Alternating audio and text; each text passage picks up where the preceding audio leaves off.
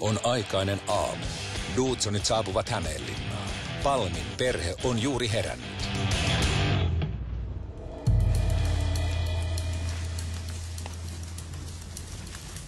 Vedetäänkö toipuu tuolta?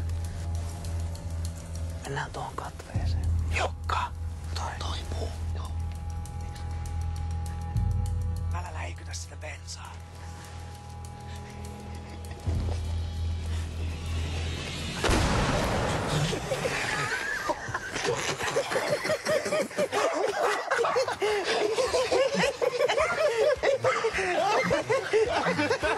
Ämpäristä lähti pohja.